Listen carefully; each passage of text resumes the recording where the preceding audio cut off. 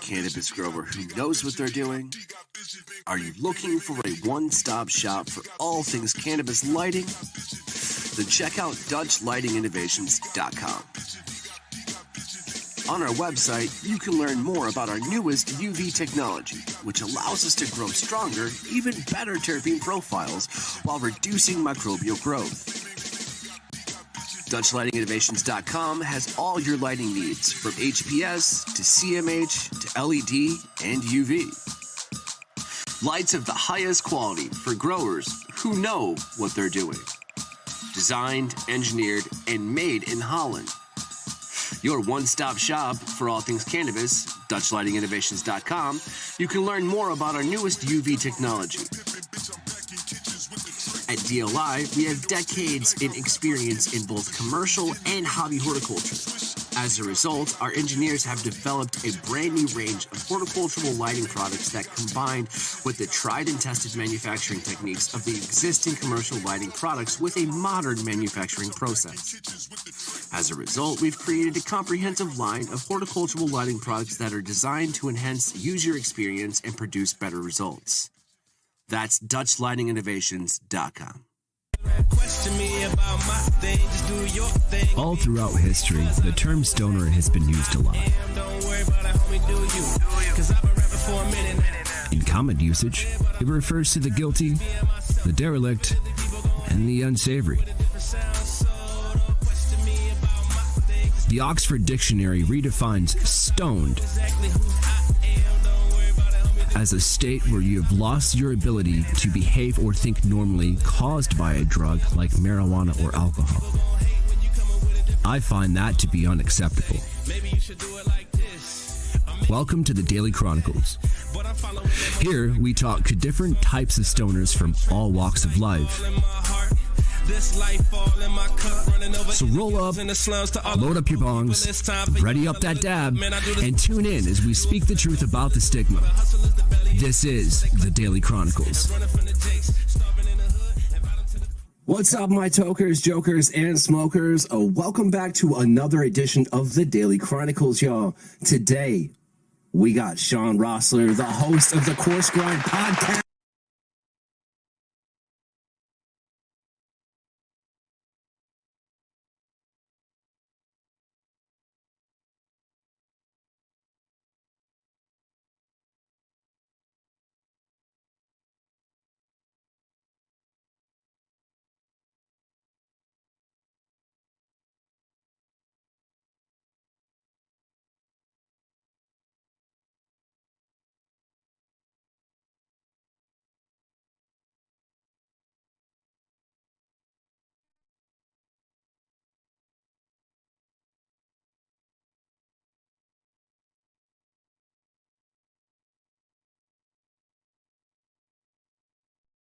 What's up, my tokers, jokers, and smokers? Welcome back to another edition of the Daily Chronicles, y'all. Today, we got Shawn Rosler, the host of the Coarse Grind Podcast, in the house today. What's up, Shawn? Welcome to the fucking show, man. Keep that going, please. Keep that going. No, I'm kidding. I always feel weird because, like, you know, it's totally not my scene, and yet we connected in such a cool culinary way that I love just like hanging out and being on the periphery and understanding what it is you do. So I honestly, besides my cat running like crazy out frame, thank you so much for having me back, man. I appreciate it. Yeah, it was, dude. We tried to do this, you know, a couple of about a year ago. Damn, more than that. Yeah, I say keep having me back. It was having me back after the episode didn't happen. So by all means, go on. Nature just wasn't having it, man. It was funny because, like, I was up in my cabin. I remember it was by the bonfire. It was like silhouette, picturesque, and I don't know, had great service all day. And then as soon as I tried to, I guess, go live, it lagged out or something. I wasn't too happy, but I'm glad you're back. Is that Murphy's Law? I think that's Murphy's Law. Anything that can happen will happen. Yeah, and anything bad that could happen, should happen, would happen, could. Or right. So there's some kind of little rhyme or something. Either way, I stub my toe. Sounds better when you say it that way. Go ahead. A little bit. But no, Coarse Grind Podcast, man, like I've been paying attention to not more specifically like the older stuff. You took some time off, with good reason. Sure. You came back with this initial vigor, if you will. You're like, I got to keep going, and that's where we find ourselves now. In that pause break, I'll admit, and I'm sure you'll see this, on your logistics or something, but I went back and watched a bunch of shit. You know what I'm saying? Because I was like, well, might as well, right? So I may have overindulged a little bit. It is what it is. But I found myself very, very drawn to the Coarse Grind Podcast more now, and here is why. When you talk to these chefs, you get these stories that go along with their passions, and then you take your passion and mix it with their passion, and it's just like this huge passion ball of energy, man. It's amazing. It's really, really, it makes me connect with those people, and I find it to be like one of the like most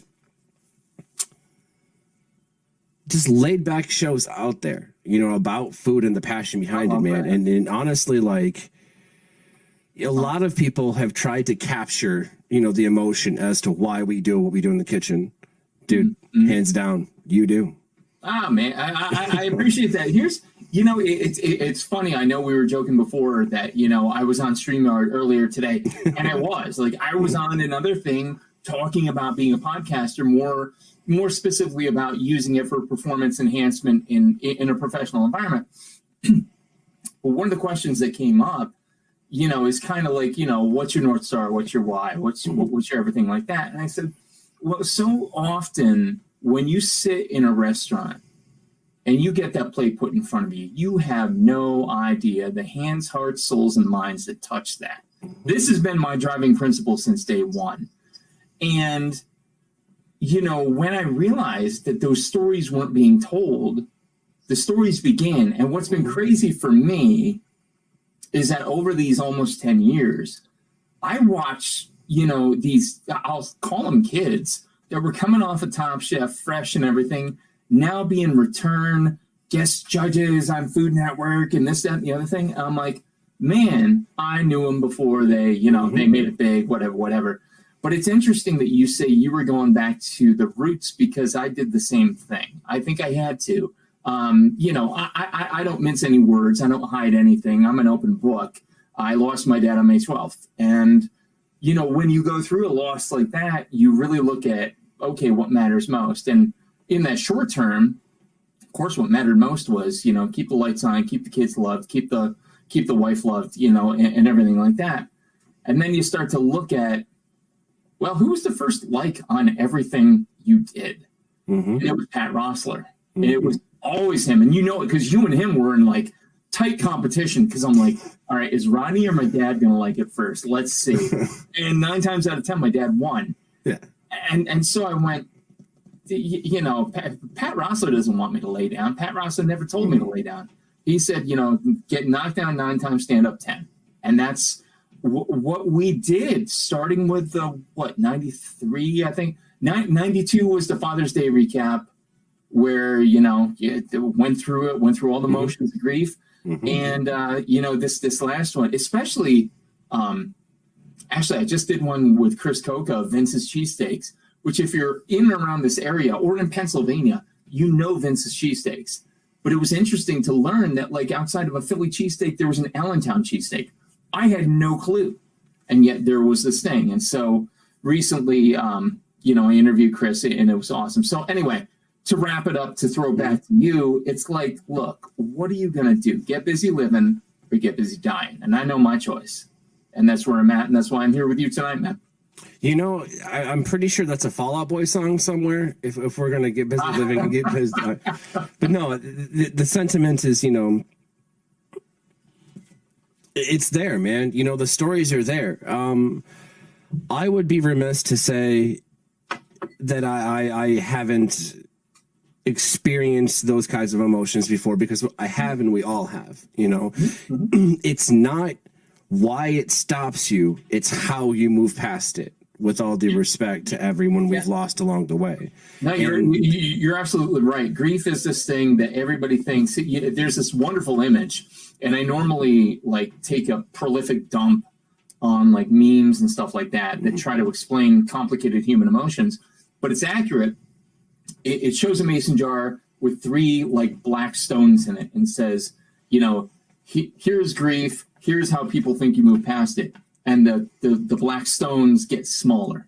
The mason jar gets bigger. You grow. You learn how to do different things. You learn how to handle your mother's finances because, you know, my mom has dementia. My mom can no longer care for herself. So I'm taking care of her in addition to everything else. And so, you know, before we turn this into like an Oprah episode, what are we doing here? You know, I mean, that's the truth of it. So you look at it this way, like when we continue to build ourselves for the future and continue forward doing what we're doing, we always want to reach back and pay homage to those that came before us, because without them, we wouldn't be here. You know, I think that's really where we're kind of going with that. I find myself, you know, that's why we do what we do as cooks. You know, that's what draws people to us. That's the truth of it. You know, the stories that we have and the high open seas that we've seen and you know, the ports that we've you know, partied at, if you will, to put a little bit of alliteration to that. But I appreciate the sailor reference too, because, you know, Pat was a chief quartermaster in the U.S. Navy, nuke sub and everything, born and bred, did his thing. And, no, you're right. It's what we do. It's a hard road, and I don't think you necessarily have to experience the depths to appreciate the breadths of it. And yet at the same time, just you know, pick up, keep doing your thing, man. Yeah, and I find myself like doing that with not just people that have passed on, but people that have left my life. You know, that's the truth. We don't here. Okay. What's a crazier notion? The fact that somebody could leave your life, or you could grow apart from somebody, or whatever have you, or the fact that, like, you know, everyone you're going to meet is going to stay in your life forever. Which one's crazier, you know? And so we have these friends that in our lives from high school that you're still friends with, and friends that you're not still friends with, people, whatever, rather, you know, and you still see them out in society. I've found myself, you know, given the state of things now, losing more and more friends. And as I look around, that sad Blink-182 song, you know, like about growing up plays in my head, as I'm just like, kind of, this sucks. Like, you got to pay taxes and lose friends? Like, damn. Well, it does, but at the same time, too, let me ask you something, and you'll appreciate this as a chef. What happens when you dehydrate meat? Now, 2 things. The mass gets smaller, but the flavor gets more intense. And so I offer to you, I hear you 100%, and I agree with that 100%.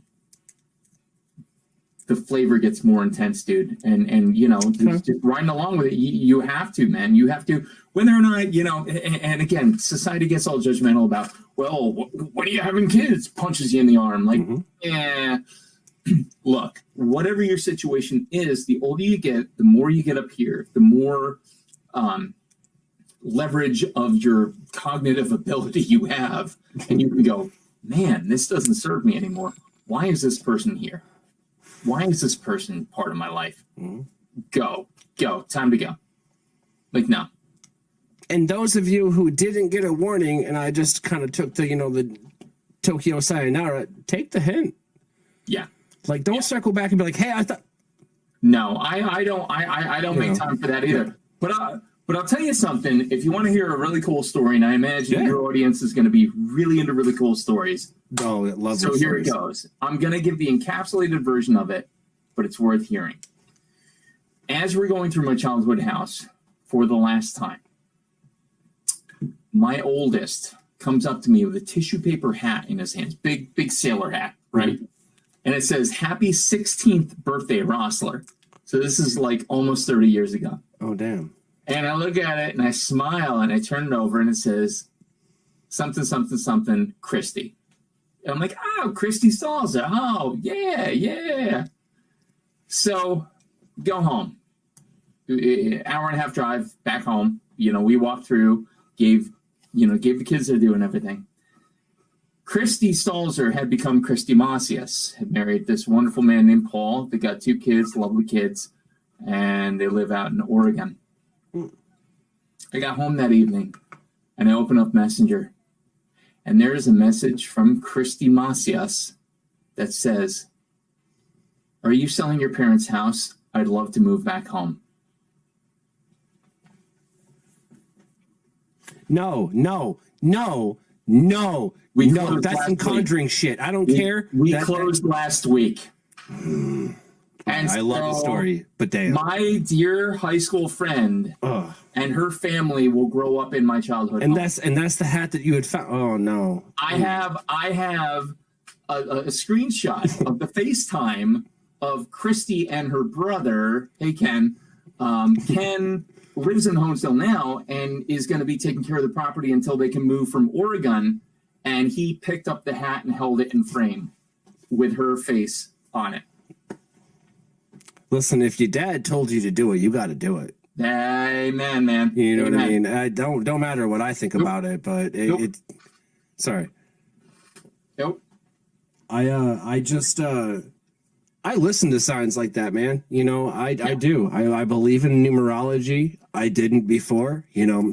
I wouldn't say I'm religious. I'm the farthest thing from it, in due respects, of course. But I do find myself extremely spiritual, and I kind of like walk the. I want to call it a very pedantic line between the religions, if you will. I understand theology. I understand. Why we did what we did. I understand all of that. What I don't understand is why churches can't pay taxes. I get that 100%. You know what I mean? And I will say, Rodney, before I went to college, about 6 months out, I was headed to be a Presbyterian minister. So yeah, take that as you will. It's interesting how life weaves its way in and out, and we figure our own way. But at the same time, I agree with you. I think if you pay attention to the signs, and believe me, man, if I've spent 6 months doing it, I have a sound file on my phone of coyotes. I'm huge into mythology. I always have been. English teacher. Why wouldn't I be? But I got a story for you. That are hugely connected in Native American mythology. And in 45 years, I had never heard coyotes in Pennsylvania, like full stop. And my dad dies. I hear him literally right out in my backyard as I'm talking to him. I would go out. My dad used to navigate submarines based on the star position, star charts. Okay. And so I would go out and I talk to the stars every night. Like, hey, Dad, hope you're happy. Hope you're watching me, blah, blah, blah, blah, blah, blah. And one of the first nights, they just went off. You've never heard them before? Not a day in my life, dude. Not a day in my life. That's crazy. So yeah, I love that. I say crazy in the best way. Of course, honestly, I'm looking up this. Here we go. Yeah. Here's the sound file. I'm gonna play it. Hopefully, you can pick it up. Oh yeah, they're going nuts. And you've never heard coyotes ever? Not a day before that. And literally every hair on my body stood up. Yeah. And I just went, what do I do? Like, they sounded like they were feet away from me. Now, I know well and good they weren't feet away from me. But at the same time, it was like bone chilling. Okay. Yeah. He's okay. He's moved on. He's done his thing. So anyway, yeah. So there is a story I want to tell you. Speaking of English teachers, I recently reached out to an English teacher that I had in high school. She helped me a lot. Namely, she was like the only teacher that would like clap back and like snap back at me. Because let's face it, I wasn't a nice little shit. You know what I mean? I had a mouth on me. I was raised in kitchens. What do you expect? And she said something along the lines of, because we weren't allowed to have coffee in class. We could have water, that's fine, or juice for diabetics, but you couldn't have coffee. This is right around the age where you could just start to wear hats in class. Y'all remember that? And then chew gum and stuff. Before you couldn't. That. No. I remember that. We couldn't have facial hair in school. So we got dry shaved. That sucked. That didn't happen to us, but I could only imagine. I mean, I would be screwed every day. God, dude, I got dry shaved once in my career, and that was enough. I'm like, nope. All right, going to school, clean shave. Now on. I came into class and I had a coffee in my hand because I just come from, we went to this thing called the Career Center. I had my chef, coat on, and just come back, went to had a few hours, and then I was going right back there to go work basically. Yep. And I had a coffee trying to, just at this point in time, that's what I do, I'm 16, 17 years old. And she's like, you can't have a coffee in class. I was like, why? You have a coffee? And she goes, I also have a master's degree. Okay. Yeah. You kind of won that one. You know what I mean? And so. Yeah. No. Okay. Having spent time in post-secondary as both instructor, dean of students, I've done a couple hats there. Listen, if you ever encounter anybody who swings a degree around like it's some kind of Lucerne hammer that's supposed to bash your brains out your head, you're dealing with a very insecure individual. No. If you're educated, you never throw your education in the ring like it's some kind of weapon. That's nonsense. I don't think that was her intention then. And here's the thing. I remembered her, shortly before that, telling me to continue writing. I didn't, of course. I just picked it up recently, but I felt it appropriate, knowing that she was still in the area. I was like, hey, would you like to go out, sometime for a coffee?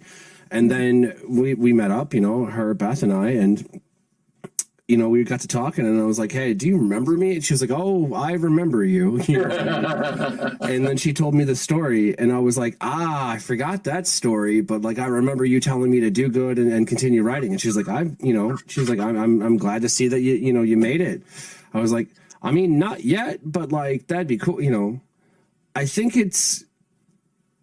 think it was good for her to hear that, it was worth putting on those years, man. It was worth each and every student. And it's hard to even communicate with 5 people, let alone an entire classroom multiple times a day.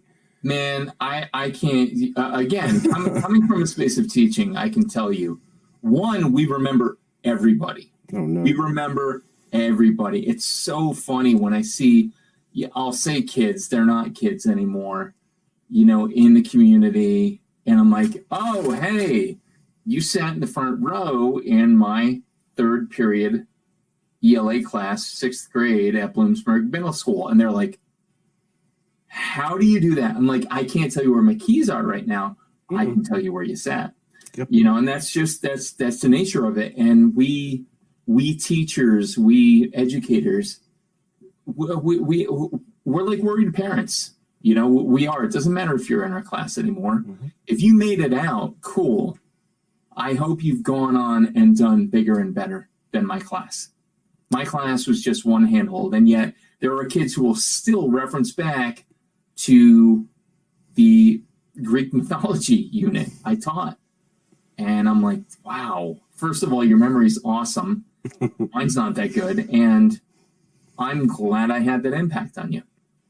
It's that human connection that allows us to remember the specific, I want to say, movie memory moments, with the fucking hazy golden shit, the golden days, if you will. Yeah.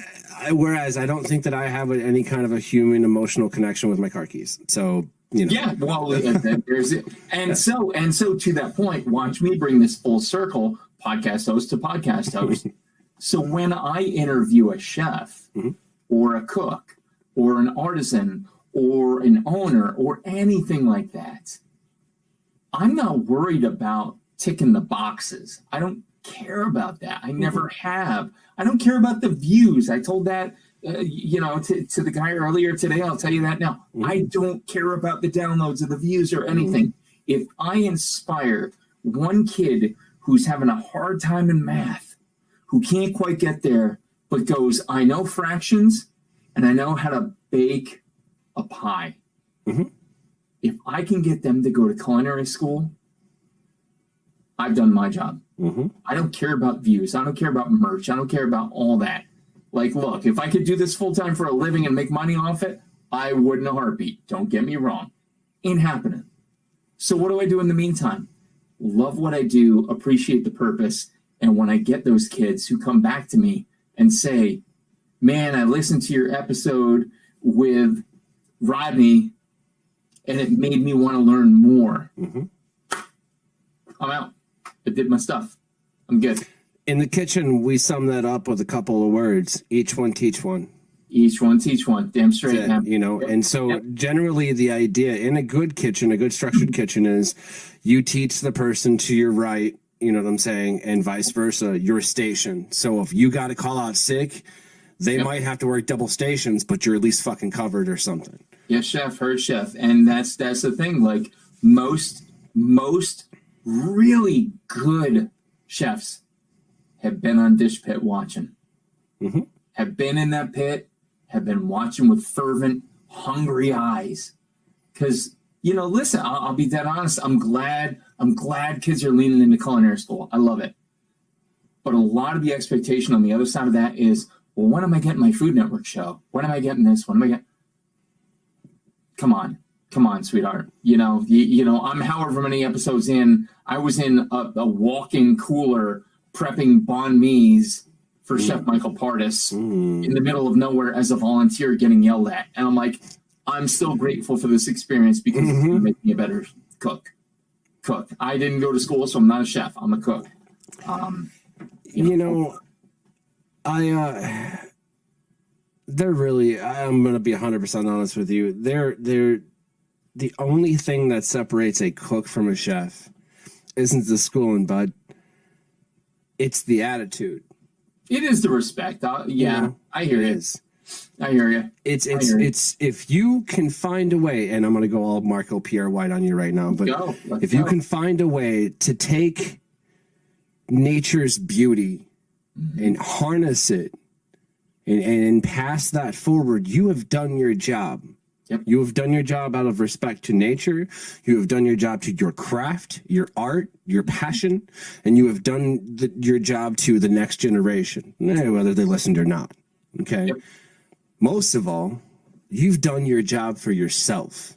Mm-hmm. And that, holy shit, a person with a little bit of love, it's amazing what they can do. A little bit of commitment, a little bit of you know, call it fucking sanity at this day and age. You know, it's amazing what they can do, but it's in the coming from the darkness, coming from the madness, coming from the chaos, and then the stress. And dude, I'm addicted to stress. I make shit stressful just so I feel better. I'm serious.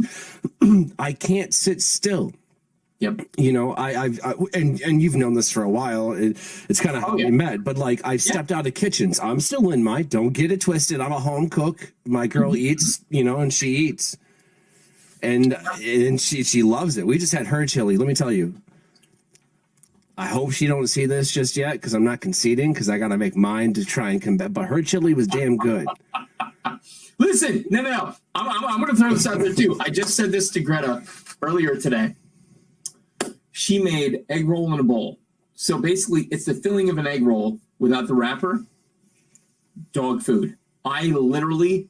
I'm thinking, like, as I'm getting back in, I had a rotator cuff injury. I fell down 8 steps, missed all 8 steps, landed on an outstretched arm. Ouch. So lifting was a little rough. Now I'm back into it. I'm like, if she prepped this for me every week, I would easily be 225 and ripped in like 2 months. Damn. And it's amazing. All the flavors, all the ginger, the 5 spice, the white pepper, all the elements. Do you know what Sasuka is? Sasuka? Yeah. Help me. So it's basically there's different variations. So each country has their own variation. My most favorite is the cumin based African Sasuka. You know, so it's basically tomato sauce with you've got all kinds of just shit. I'll send you one of the recipe that I'm using. But I've read so many, I can't even name it. But the base of it is basically tomatoes with eggs in it, with just crack it like a little divot, you know, let it cook for a little bit. Oh, put like your tomatoes that's like shakshuka, right? It's shashuka. Shashuka. Yeah. So that's it. I mean, I'm obsessed with that right now, and it's called wakata, and it's beans, rice, and any kind of protein served on like a banana leaf. All right, I'm in for that. I'm in for that. Never mind. Yeah, it's my best friend is from Ghana. And so I was looking up Nigerian food recipes. He's like, you don't want that. You know, I was like, you want this. And then I was like, you're right. Yep. I mean, I'm not going to say anything. You grew up there, dude. And I will tell you, he turned to me after eating it. He goes, for a white man, you made this pretty good. You never been to Africa? And then we laughed about it. You know, it was a good laugh. But I'm actually going to be filming this weekend a 4-course Italian meal. We're going to do a mango panna cotta, just real simple, you know, real simple dessert. We're going to do a spaghetti bolognese, you know, stupid simple, you know, and then we're going to do, this is one I absolutely hate. But the reason that I'm doing it, the reason that I'm teaching people how to make a proper bruschetta is because you fuck it up constantly. Okay. So I will go to an Italian restaurant. I have my favorites. We have our staples. We even go to the bad ones, hoping that they're going to be better this time. I find myself eating from what I think is diced tomatoes from a can on a piece of like bread, but it's not even toasted. And then when you ask them for balsamic, they're like, "Oh, what?" You're like, "Yo, normally somebody would send this shit out covered in balsamic and they can at least slide it down my gullet and tell you it's terrible, but holy shit." So what I'm going to do is make the proper shielded knife techniques with the tomatoes. You know what I'm saying? How to break them down. Yep, I'm going to do the onions. I'm going to do all the base, everything from start to finish. And I'm going to show how you properly fucking do that. You know what I mean? And then we're going to take red wine vinegar and we're going to make balsamic, or excuse me, we're going to take balsamic vinegar and make balsamic. Reduce it down, make it into Exactly. Yep, absolutely. That's what we're going to listen, for as much as I would love to just trash her out on this, Rachel Ray's balsamic drizzle in a bottle is pretty phenomenal. I'm not going to lie. It is honestly one of the most perfect add-ons that you don't have to cook down. Listen, if you're watching Rodney do it, learn it, do it. Fine. If you're in a pinch, and most of us are sometimes, run with it. Listen, I will never, and this is where Bourdain and I would have definitely differed, okay? You know, garlic, fucking learn your Mies, do your shit first. But if we're talking about, you know, trying a new sauce or grabbing a sauce, listen, I'm grabbing that sauce and it's exactly what Shawn just said. It's a time saver. However, it is.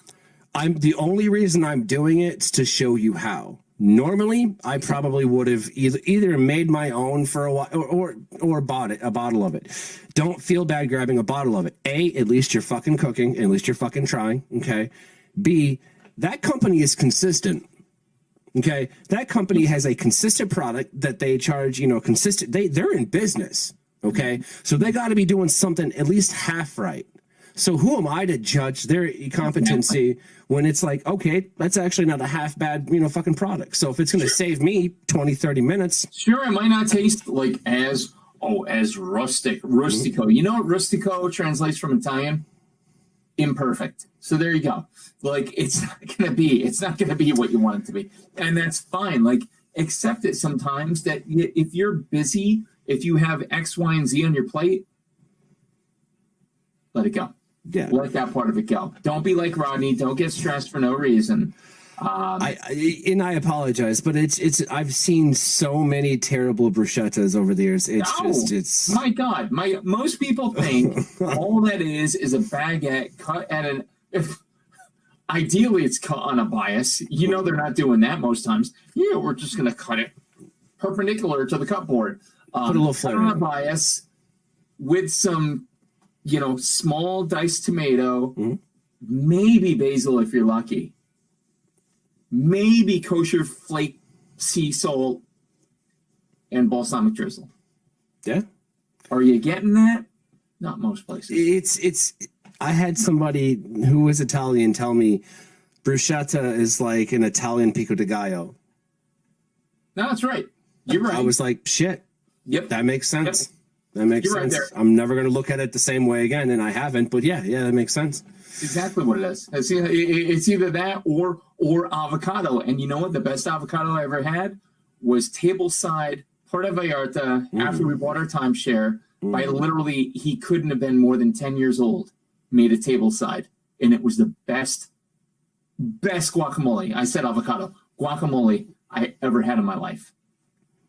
Damn, because Grandma showed him. That's what it was. Oh, yeah. You're damn right. I guarantee you that happened. She was like, you know what? Your daddy done pissed me off. Come here. I'm going to learn you this. I'm going to show you how to do it. And the kid had no idea. And now the granny knows that the kid knows. It's all, man.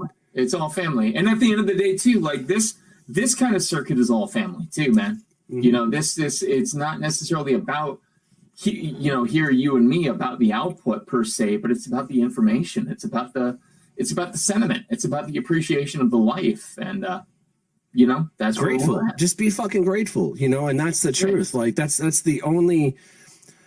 my only proper takeaway from everything that I'm doing, everything that I've built over these last few years, and hell, all of my career, is just don't forget to fucking pass it on, so the generation before me was the Gordon Ramsays. You got to understand that. It was the Anthony Bourdains. It was the Marco Pierre Whites. So that's who I got taught by. I wish I would have gotten taught by the aforementioned, but the fact is, I got taught by who I got taught by. Some things that you absolutely 100% should do, and some things that, hey, maybe not. Like, we still come from the generation that, unfortunately, it is about taking the piss in the kitchen. Mm-hmm. Mm-hmm. Again, I think back to that Hudson Valley Brewing day, like night turn day. Mm-hmm. And I'm like, man, you took a lot of shit on the chin for being a volunteer that day. And yet in my mind, I went, yes, chef, no, chef, sorry, chef. Those are my 6 words in my vocabulary until I'm done. I worked in a kitchen where the chef wanted it to be like pin drop quiet, to where you can hear the hum and the crackle and you can hear the noises. And it wasn't, we thought it was a militant thing. He made it a militant thing. But once you got into it, I call it Stockholm syndrome, if you will. Okay. You were kind of like, I fucking get it. Oh yeah. Yeah. That's not militant. Not the Charles Bukowski it, but yeah. That is 100% the way they want it. Mm-hmm.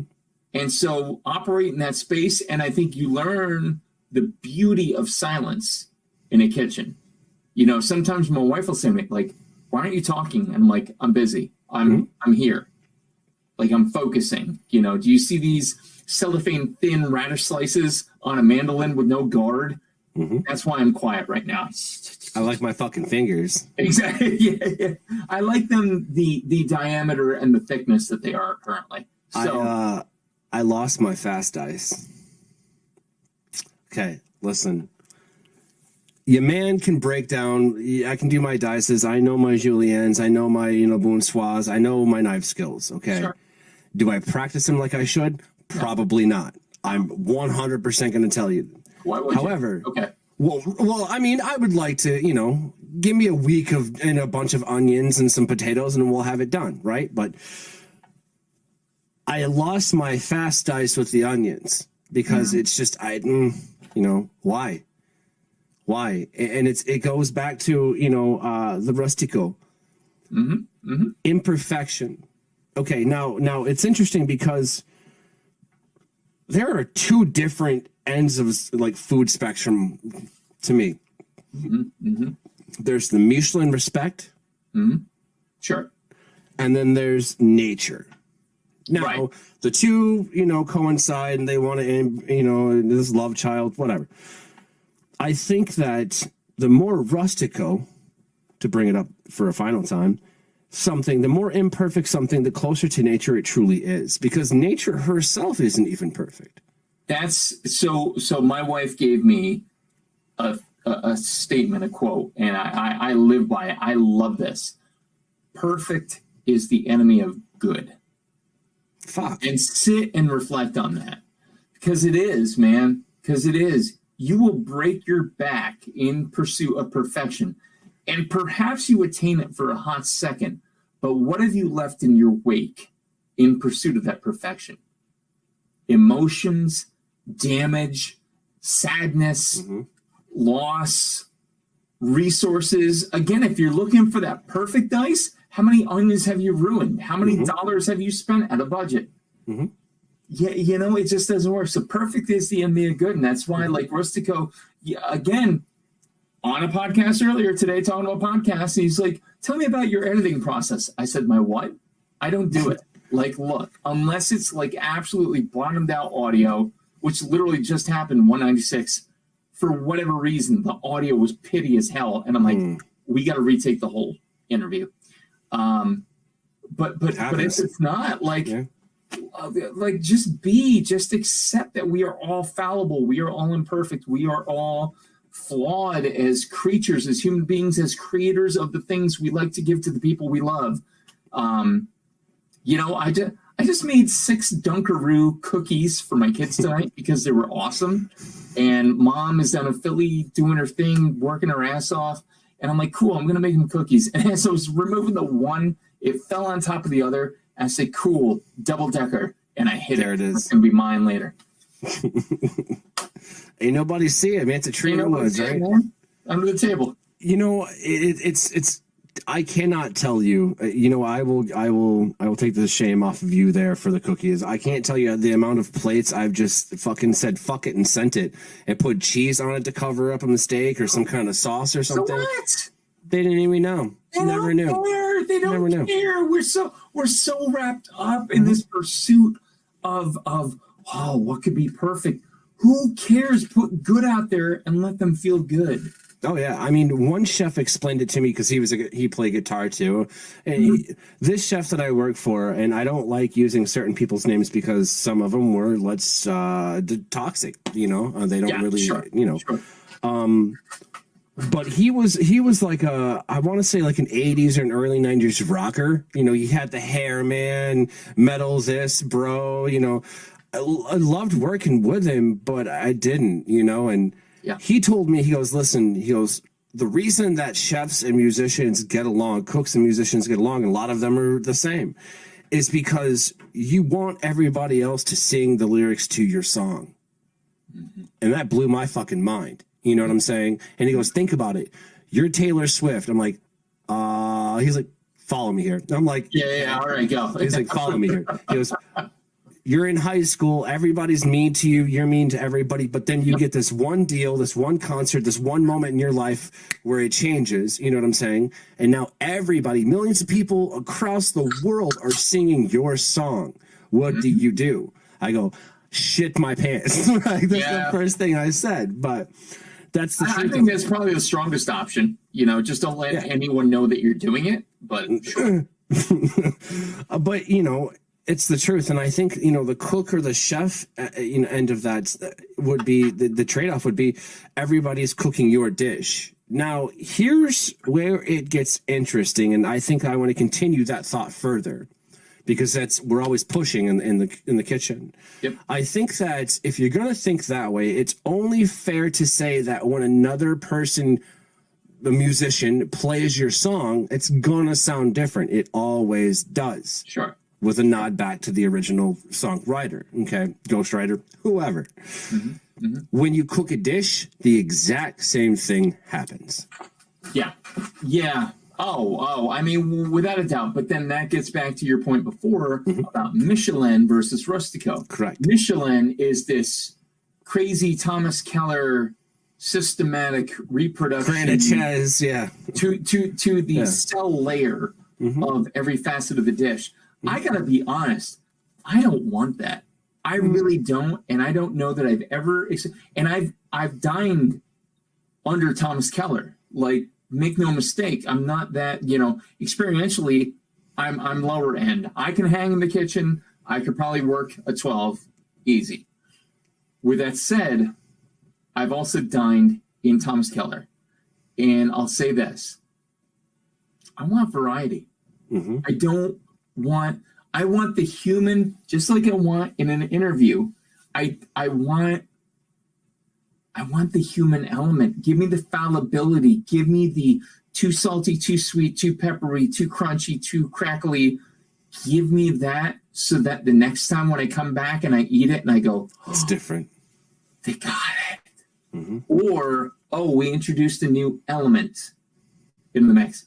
Let me experience that. Give me something. Because listen, if you did everything the same way, constantly, like, not to reference my dad, but like, what's the point at that point? My dad, it's funny, as my mom started to, kind of get mixed up a little bit, he started to take her to McDonald's for breakfast every morning. Maybe that has something to do with the heart attack, Pat. Moving on, though. What's interesting is that she remembers the interpersonal commentary, and she had the same sausage biscuit every morning, and so did he. It's to a point, that predictability is key, but at the same time, at the end of the day, it'll kill you. But here's the thing. Consistency doesn't mean predictability. Consistency means community. Consistency can be qualitative as opposed to, But consistency means community, and community is it's a cognitive way that we come together, over cooking. That's the truth. It's the culture. I mean, how many more alliterations of the letter C do you need, to drive home the point? Though. It was really well done. I'm not going to lie. As an English teacher, I approve. But now I'm starting to say, I don't want to lament on ad nauseum, but the fact is, it's standing at that table with your parents. It's that one memory back to the Thanksgiving that everything may have went wrong, but for some reason, those, candied yams went down just perfectly. They find themselves, touching every little sensible, tangent of your palate, forcing this emotion to overcome you and to negate the fact that, your mom just brought your new stepdad to the family dinner and your dad ain't too happy about it. You know what I'm saying? That's my point. Yeah. Like, that never happened, but that would be a very shitty situation. No, yep. You're absolutely right. Yams are solace, because I guarantee at that dining room table, you turn to Aunt May and go, "Hey, how do you make these?" She's gonna tell you that fucking story with vigor. She's gonna be like, "Listen, girl, it's my time to shine." She's been waiting. Get going on it. My point. Yep. Community, man. We create these things. No, it's really funny too. You mentioned Thanksgiving as a memory, and I'm kind of off camera scrubbing here to see if I can find it. It's, Thanksgiving is that beautiful pursuit of perfection that you never find until you find it. And this past Thanksgiving, for whatever reason, the last that we would have had with Dad, we got a whole family picture. Whole family that we have printed in big 20 by 24 prints. And it's crazy because the world, the globe, the universe gives you what you need when you need it. And so maybe it is that candied yams one last time. Maybe it is that. But at the same time, maybe it goes beyond that. Maybe it goes beyond the food. It does. I say, I don't say that food is awesome. That's great. And people are like, "Hey, you're a foodie." Anyways. I love that word. That one. Yeah, they did. I'm a foodie. Please charge them triple. I want to bring a little bit of sanity back to the kitchen. I want to, convince the land lovers, if you will, the foodies, if you will, that not all of his chefs are actually nutters. I say the term chef. I put it before my name because I fucking earned it. And anybody that tells me that I didn't, that's fine. Hey, let's cook. That's it. I'll let you run it. That's fine. Call it down. Calls better be correct. I mean, come on. If you're going to be, minutely judging me, I'm going to start doing it to you. It ain't fun, is it? The point is, as chefs, we deal with these things, man. I've spent way too many holidays away from my kids. It's not fair to me, but they're going to understand it when they're older. You know, I've spent too many years bleeding for a craft, you know, getting paid penance. I never got paid enough to live until I started working on my own, you know, and it's interesting because I can remember years of laying with roaches and red cups. You know, not really knowing what the fuck is going on, waking up in places that I shouldn't have been, you know, in cities that I've never even heard of, with people that I've never even met, you know, and we find ourselves venturing out, but we always fall into, you know, the ditch of our own houses eventually, you know, and getting dumped back off, you have to fucking, like Tony would say, man, you know, if you don't see somebody in the mirror worth saving, you better get to looking quick. Yeah, and you better figure out who that person is and what that person's worth. Just here, real quick, just because I just found it. I don't know how good it's going to go. Yes, dude, that's so awesome. Literally, last one. So, like, all in pursuit of that perfection, whether it be the candy jam, whether it be the turkey and everything, you realize real quick it's about the humanity. And to your point, you know, and certainly in my grief cycle, it's like, all right, well, you know, who am I at this point? Am I worth saving at this point? And, you know, you come to that judgment pretty quickly. I find in life that we're given what we need to succeed when we're meant to succeed. That's fair. You know, I don't think that life, if you will, is going to give you a recipe that you don't have the ingredients for, you know.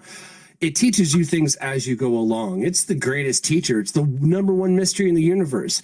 I think two things are important, especially when we're trying to carry forth all of these recipes, stories, and the like forward on for these generations. One, it's very hard to do what we do as storytellers and you know, as entertainment, passing these things on, because the number one thing that a person is going to do, the hardest thing to do, is to see the world from another person's eyes. Everybody wants to see themselves. But it's interesting because as soon as you see yourself, you don't like how you look on camera and you don't like the sound of your voice. So you're like, well, fuck, you know what I mean? And so it's like, you deal with that and you're like, fine, if that's not enough, let's just continue going. Then you find that if there isn't something that already exists that, you know, to utilize a tool or something, you create it. And that's what we're doing. We're creating this niche, this bridge to pass on, you know, all of these stories. And my man, like, I find that inspirational as shit. You're creating a platform to tell the stories that should have been told all along and haven't been. And so you're making up for lost time by potentially embellishing them with childhood stories in addition to what drives you now. That's you know, that's my goal anyway. It's like, look, I am but a humble consumer of what you put out from that kitchen. Tell me more about your parents and what they showed you or didn't show you. Because there in and of itself is just as great a story, a little more tragic perhaps, but, you know, there's so much to it. There's so many stories to be told. And so, you know, I feel the need to continue, as I'm sure you do. I look at, you know, a work of art, you know, as a plate, and a plate as a work of art. I look at anything that we put our heart and soul and time into as an art form, if you will. Okay. Now, in art, there's emotion, you know, and in human motion, we're addicted to it. Let's face it, whether it's a funny video on TikTok or Facebook or Instagram or social media or something, or it's something that happened in real life that you just couldn't get your camera to record because, you know, oh, damn, I'm never good at this. You know, you find yourself, you know, reading books that you normally wouldn't. There's such a variety to life that I promise you're never going to get bored. But in knowing that, people panic. Yeah. They're stupid, you know, overwhelmed. Like, let's put it this way. Why am I reading a cookbook when I should be reading Danielle Steele or whatever, whatever? You're reading it because you want to. Well, it fucks you either way, but that's Trust the universe. Trust the universe and just roll with it, man. I think that it's, you know, I think that writing is something that I really fell into, man. I'm going to be honest with you. And we're talking about passing it forward, and I practice every day. I really do. It's hard for me because it's like I never had any like real outside of high school, like any structure to it. You know what I mean? Like it's interesting because like I have sent professional publishers like the copies of stuff that I have, and they're like, did you edit this at all? I'm like, yeah. I'm like, why? They're like, it's not structured. I was like, does it have to be yet? You know, and they just don't understand it. And you know, it is what it is.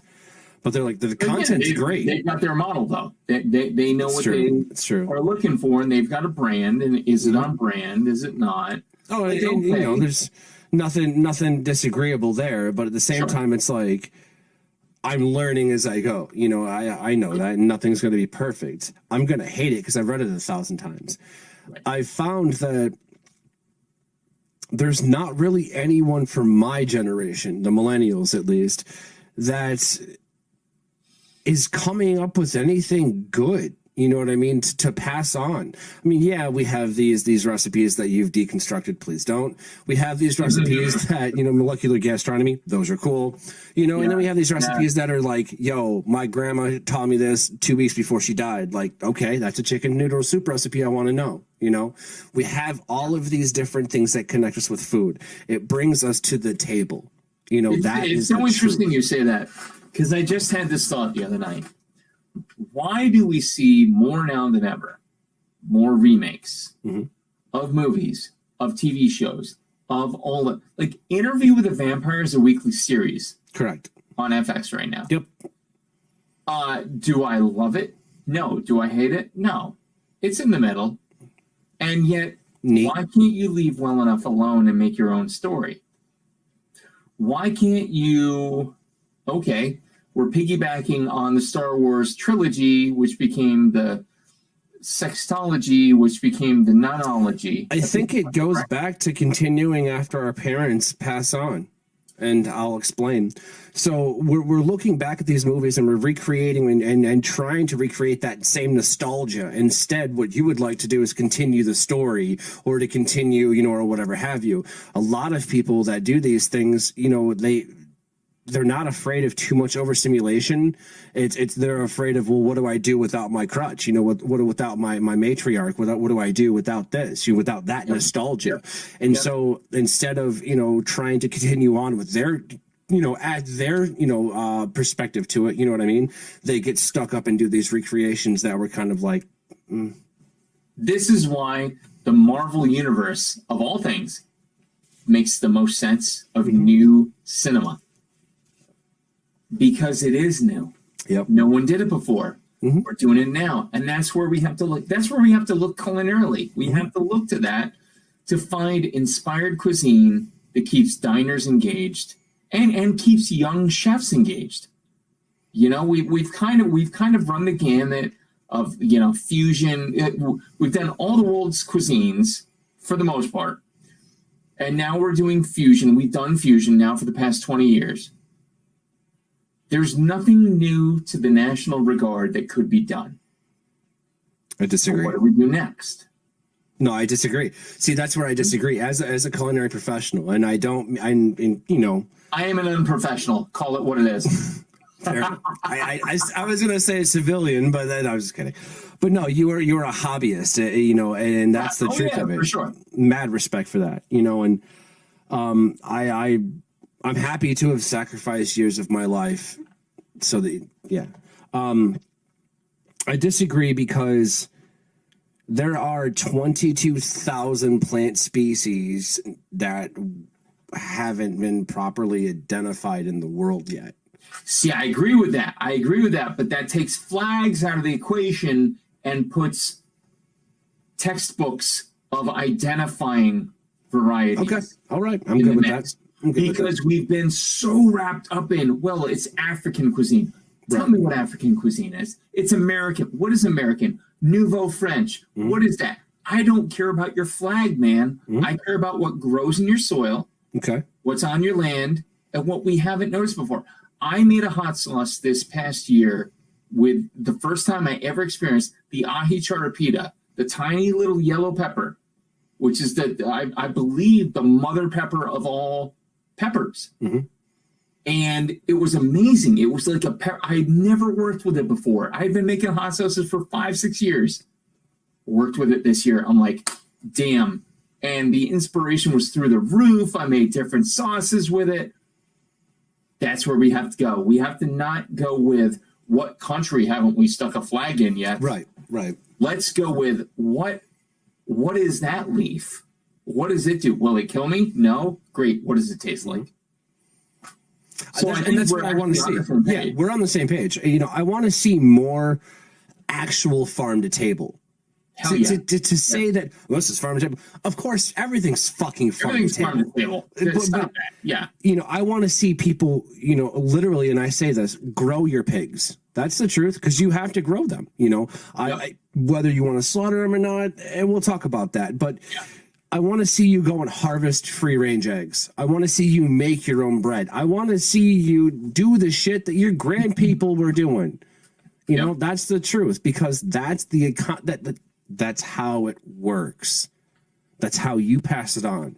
Okay? You may not pass it on to your grandkids, but it depends, I think that there's an essence of emotion behind everything that connects us. I believe that you don't have to speak the same language. And much to your point, I think that taking flags out of shit kind of makes sense. I do hope to travel the world someday, because I believe that there's so much out there for me to learn from the human interaction, and I blame Tony for that, but it is what it is,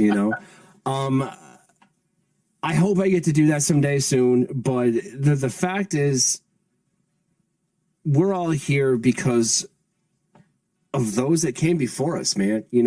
Those that inspire us, those that push us forward to be the better versions of ourselves that we probably should be, right? Mm-hmm. I think that in doing that, maybe it'll bring it full circle and put you in front of the right mirror that's going to show you the reflection, that specific image with the light is just perfect through the bathroom that shows you a person worth saving.